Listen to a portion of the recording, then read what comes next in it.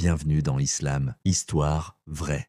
Avant le temps, avant même qu'un seul atome n'existe, avant que l'idée d'existence ait un sens, il n'y avait qu'Allah, aucun soleil, aucune lune, aucune galaxie s'étendant dans l'infini, juste sa présence éternelle, silencieuse, insondable, parfaite, jusqu'à ce qu'il dise « Kun fayakun », soit, et cela fut. En un instant, la création jaillit du néant, pas par hasard, pas par accident, mais par pur acte de volonté. Chaque chose, des plus grandes galaxies aux plus infimes particules, obéit à son ordre. Les cieux ne se sont pas dressés seuls. La terre ne s'est pas façonnée d'elle-même. C'est Allah, le Tout-Puissant, l'Omniscient, qui a mis chaque étoile à sa place, chaque planète en orbite, chaque loi de la nature en mouvement. Et pourtant, il aurait pu tout créer en un seul souffle, en un instant. Mais il a choisi 6 jours. Pourquoi? Parce que chaque jour, chaque étape portait une sagesse, un dessein précis, un message. Comme il le dit dans le Coran, en vérité, votre Seigneur est Allah qui créa les cieux et la terre en 6 jours puis s'est établi sur le trône. Il régit toutes choses. Sourate Yunus, verset 3. Mais alors, que s'est-il réellement passé pendant ces 6 jours? Et pourquoi tant refuse-t-il d'y croire? Pourquoi ce récit dérange-t-il encore aujourd'hui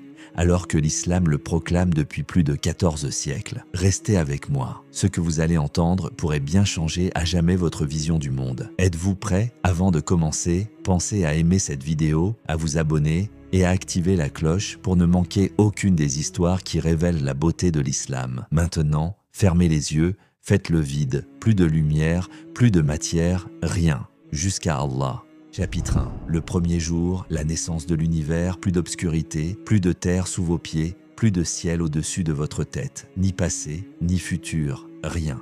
Un vide absolu, un silence si profond, si total, que même le mot silence n'aurait aucun sens. Puis, Allah ordonne « Kun fayakun », soit, et cela fut. La réalité prend vie, pas dans une explosion chaotique, pas par un hasard aveugle, mais par sa volonté, précise, délibérée, inébranlable. Les mécréants ne voient-ils pas que les cieux et la terre formaient une masse compacte, puis nous les avons séparés? Sourate Al-Anbiya, verset 30. Ce n'est pas un simple verset, c'est la vérité, une création dense, unifiée, puis une séparation, une déchirure dans l'invisible. Du néant pur, Allah fait jaillir les cieux et la terre, l'espace, le temps, la matière, l'énergie, des concepts qui n'existaient même pas, prennent soudain forme. Et pourtant, ce n'est que le commencement. Imaginez un univers où les lois de la physique n'existent pas encore. Pas de haut, pas de bas, ni rapide, ni lent. Un moment où le temps lui-même vient tout juste d'être déclenché et commence à se dérouler selon l'ordre d'Allah. Puis, les cieux s'étendent, ils s'élargissent, s'ouvrent, et le Coran,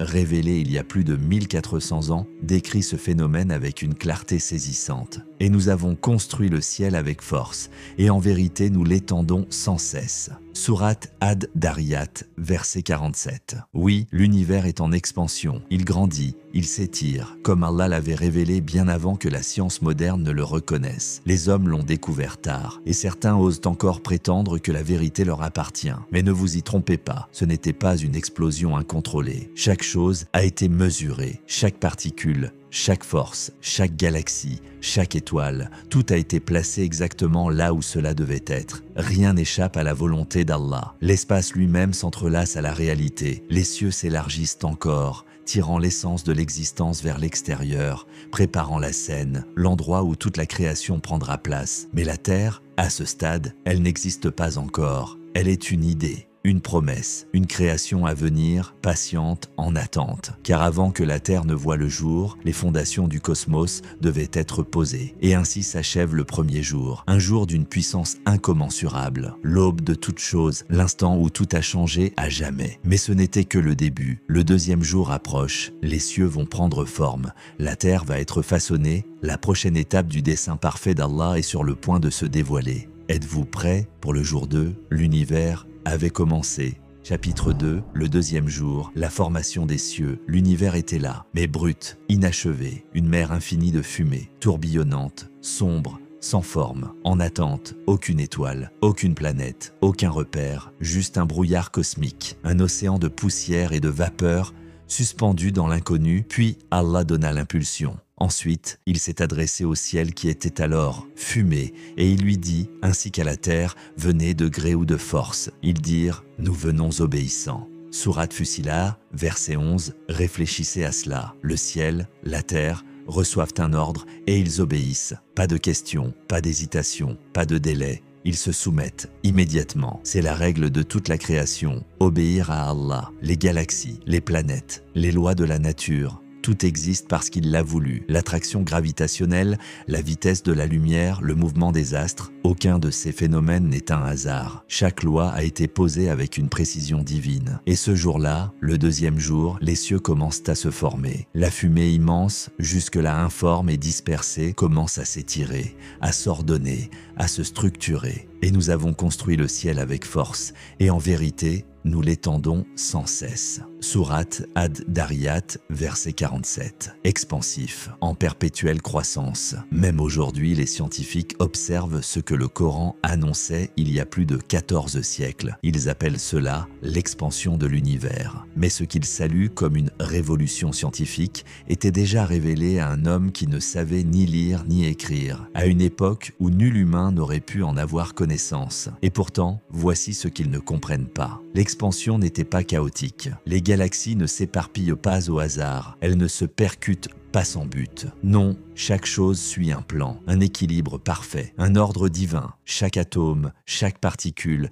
chaque force invisible fut placée là où elle devait être. Exactement. La scène se prépare. Quelque chose de grand s'approche. Et pourtant, malgré cette construction majestueuse, il manquait encore une chose essentielle. La lumière. Les cieux avaient été étendus, la structure de l'univers était là, mais tout était encore plongé dans l'obscurité, pas de soleil, pas d'étoiles, aucune étincelle pour briser ce noir infini. La lumière n'était pas encore née. Chapitre 3, le troisième jour, la création de la terre des ténèbres. Imaginez un vide noir, silencieux, un univers en formation mais encore en attente. L'obscurité semblait éternelle, mais elle ne le serait pas, car le troisième jour approchait, et avec lui, la naissance de la terre. Êtes-vous prêts pour le jour 3? Les cieux s'étaient mis en mouvement, ils s'étiraient à l'infini, obéissant à l'ordre d'Allah, majestueux, immense, illimité. Mais désormais, l'attention divine se tournait vers une nouvelle création, un monde unique, différent de tout ce qui existait jusque-là. La terre, avant les montagnes,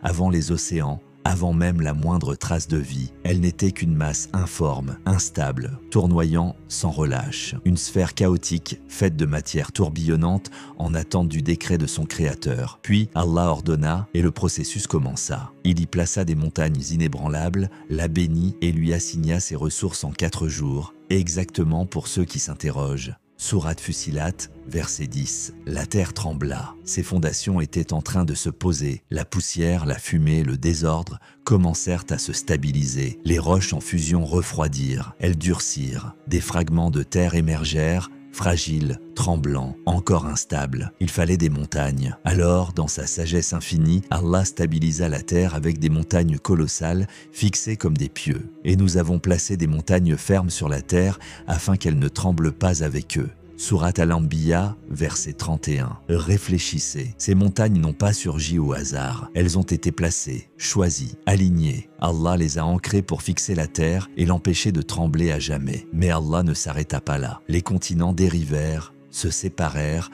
traçant les contours d'un monde à venir. De profondes crevasses s'ouvrirent, préparant les futurs océans, des mers destinées à abriter des milliards de formes de vie. La structure de la Terre se dessinait. Un monde autrefois chaotique prenait maintenant forme avec précision, avec intention. Mais ce monde n'était pas destiné à rester vide, ni froid, ni stérile. Non, Allah avait déjà prévu sa subsistance. Et nous avons étendu la Terre et y avons placé des montagnes inébranlables, et nous y avons fait pousser toutes choses en juste équilibre. Sourate Al-Hijr, verset 19. La vie n'était pas encore là, mais tout était déjà prêt pour l'accueillir. Chaque grain de sable, chaque parcelle de sol, chaque goutte d'eau faisait partie d'un plan. Les rivières, les vallées, les minéraux cachés dans les profondeurs. Rien n'a été laissé au hasard. Rien n'a été oublié, mais malgré tout cela, il manquait encore quelque chose. La terre avait une forme, elle avait une structure, elle avait un but, mais sans lumière, elle restait plongée dans l'ombre. Chapitre 4. Le 4e jour, l'apparition de la lumière. La terre avait sa forme, elle avait sa stabilité, elle avait ses provisions, mais elle baignait encore dans une nuit sans fin. Aucune lumière, aucun soleil pour réchauffer,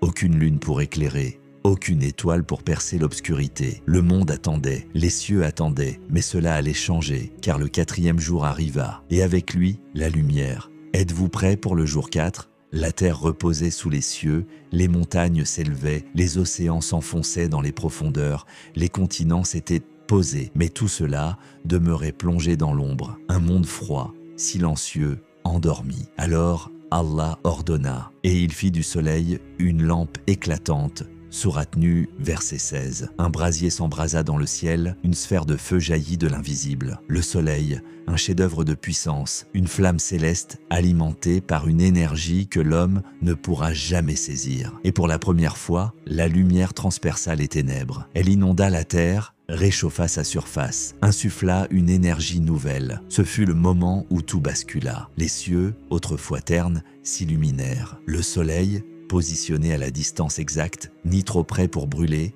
ni trop loin pour geler, mesuré, parfait, intentionnel, car Allah ne crée rien au hasard. Mais le soleil seul ne suffisait pas. Il fallait un équilibre entre lumière et obscurité. Et nous avons fait de la nuit et du jour 2 signes. Puis nous avons effacé le signe de la nuit et fait du signe du jour une lumière éclatante, afin que vous recherchiez la grâce de votre Seigneur et connaissiez le nombre des années et le calcul du temps. Sourate Al-Isra, verset 12. Le jour et la nuit, 2 signes immenses du pouvoir d'Allah. Autrefois, il n'y avait qu'une nuit éternelle, mais à présent, le temps venait d'être instauré. Le soleil régnerait sur le jour, portant lumière, chaleur et mouvement. Un temps pour l'action, pour la subsistance, un cadeau divin. Mais alors, que se passerait-il lorsque le soleil disparaîtrait? Si la nuit revenait dans une obscurité totale, elle deviendrait insoutenable, écrasante, terrifiante. Mais Allah, le très sage, le très miséricordieux, avait prévu autre chose. Il créa la lune. Elle ne produisait pas sa propre lumière, mais elle reflétait celle du soleil. Une lueur douce, apaisante, protectrice. Elle rassure l'enfant, éclaire le voyageur, veille sur les marées, régule les cycles de la nature. Ce n'était pas une simple roche dans l'espace.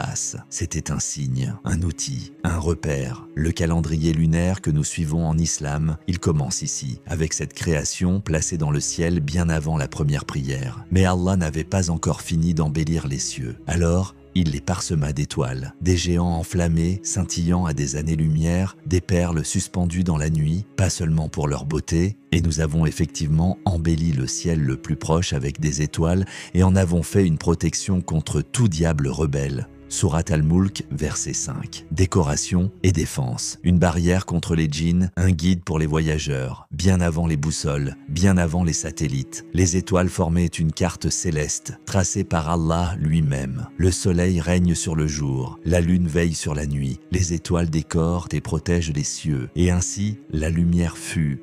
Chapitre 5. Le 5e jour, quand les mers s'animent, les cieux étaient illuminés. Le soleil, la lune, les étoiles brillaient. Le jour et la nuit se succédaient avec précision. La création entrait dans l'équilibre. La terre était prête, façonnée, stabilisée, mais elle restait vide. Pas un arbre, pas un animal, aucune trace de vie, un monde silencieux attendant un souffle, attendant le prochain ordre. Le 5e jour approchait et avec lui la première étincelle de mouvement. Êtes-vous prêts pour le jour 5 ? La terre n'était plus chaotique, elle était formée, elle était belle, mais elle était encore immobile. Les montagnes dormaient, les rivières coulaient sans voix, l'air était muet. Puis Allah ordonna et nous avons fait de l'eau toute chose vivante. Ne croiront-ils donc pas ? Sourate Al-Anbiya, verset 30. Les océans frémirent, les eaux s'agitèrent, et de leur profondeur, la vie surgit. Soudain, la mer n'était plus un simple décor. Elle vivait. Des bancs de poissons glissèrent entre les vagues, leurs écailles étincelant à travers les courants. Des baleines colossales, des requins féroces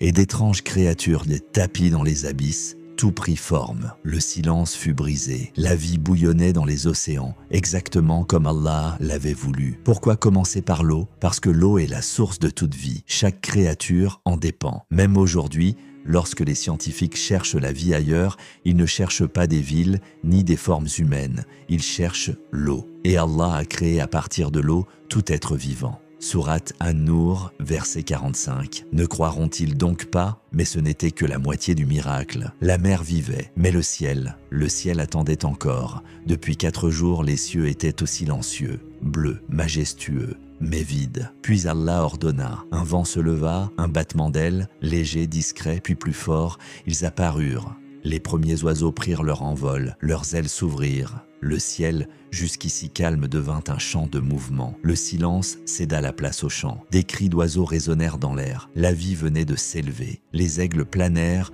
scrutant la terre d'en haut. De petits oiseaux voltèrent, leur chant tissant une mélodie de louange. Chaque plume, chaque battement d'aile, un signe du pouvoir divin. Mais il n'y avait pas que les oiseaux. Des insectes ailés aux créatures majestueuses, une armée du ciel prit sa place. Certains glissaient sur des courants invisibles, d'autres planaient avec une précision parfaite. Tout était intentionnel. Pensez-vous que c'était le fruit du hasard? Pensez-vous qu'ils ont appris à voler seuls? Non, chaque créature savait comment voler, où aller, ce qu'elle devait manger, parce qu'Allah, Al-Hakim, le très sage, leur avait tout enseigné. Il n'y avait ni confusion ni erreur, juste une exécution parfaite de son dessein. Chapitre 6. Le 6e jour, la création des créatures terrestres et de l'humanité. Dans la création, rien n'est sans but, rien n'existe sans raison, et pourtant, le monde restait incomplet. La terre était prête, stabilisée, éclairée, mais toujours vide. Les océans grouillaient de vie, les cieux résonnaient du vol des oiseaux, mais la terre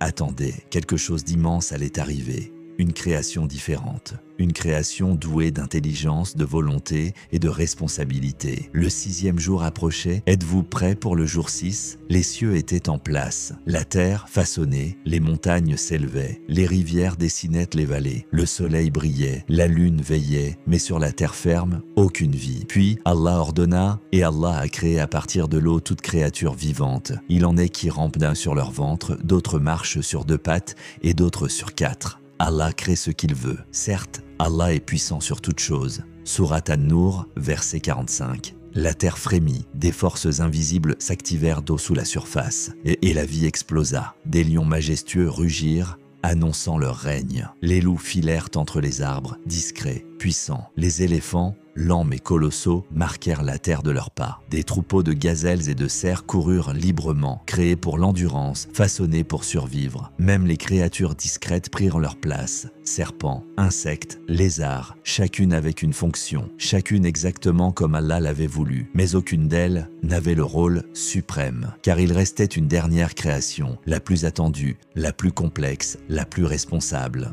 Et lorsque ton Seigneur dit aux anges, « Je vais créer un être humain d'argile, debout moulé », Sourate Al-Hijr, verset 28. L'homme ne fut pas créé de lumière comme les anges, ni de feu comme les djinns, mais de la terre elle-même, de cette même argile qu'il foulerait un jour. Alors Allah façonna, sculpta, modéla, avec une perfection inégalée, Adam, alayhi as-salam, le premier homme. Mais il ne vivait pas encore, il était immobile, un corps sans âme. Puis Allah insuffla en lui, et quand je l'aurai parfaitement formé et que j'aurai insufflé en lui mon esprit, tombez alors en prosternation devant lui. Sourate Sad, verset 72. Adam ouvrit les yeux, il vit, il respira, il pensa, il parla, il était différent, il avait été choisi, car Adam n'avait pas été créé simplement pour exister. Il avait une mission, il devait adorer Allah, il devait vivre avec responsabilité, il devait commencer l'histoire de l'humanité. Chapitre final, la vérité ultime, ce que la création nous révèle sur Allah, et ainsi,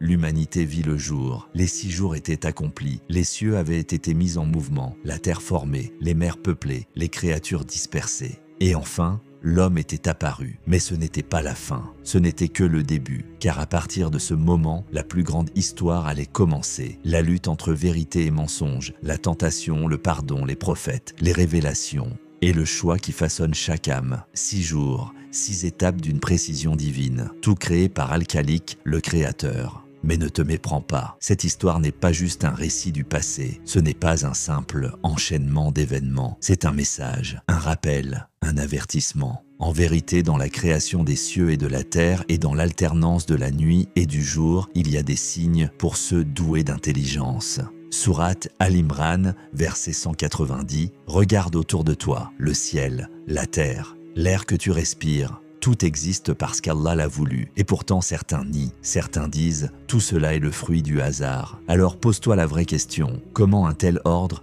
une telle beauté, un tel équilibre pourrait-il exister sans créateur? Ont-ils été créés à partir de rien ou sont-ils eux-mêmes les créateurs? Sourate At-Tur, verset 35. Si tu trouves un livre, penses-tu que les lettres s'y sont alignées toutes seules? Si tu vois un palais, crois-tu qu'il s'est construit par accident? Alors regarde l'univers, regarde la terre Et dis-moi, est-ce vraiment le hasard? Tout a une cause. Et la cause première, celle qui a tout fait surgir du néant, c'est Allah. Mais souviens-toi, ce monde est temporaire. Aussi vaste que soient les cieux, ils ont une fin. Le jour où nous plierons le ciel comme on plie le rouleau des écrits, Sourate Al-Anbiya, verset 104. Quand ce moment viendra, tout disparaîtra, et ensuite tout recommencera. Un nouveau monde, un nouveau jugement, Jannah ou Jahannam. Tu n'as pas été créé pour errer sans but, tu as été créé pour adorer Allah. Je n'ai créé les djinns et les hommes que pour qu'ils m'adorent. Sourate Ad-Dariyat, verset 56. Les montagnes, les étoiles, les arbres, tous obéissent. Mais toi, tu as un choix, et ce choix change tout. Vas-tu ignorer les signes ou vas-tu te soumettre à la vérité? À la vérité, regarde le ciel une dernière fois. Observe la terre, écoute ton cœur battre. Ceci est la création d'Allah, ceci est sa preuve. Et maintenant, la seule question qui reste, que vas-tu faire de cette vérité? Seras-tu prêt? Merci d'avoir regardé et à bientôt dans Islam Histoire, vrai.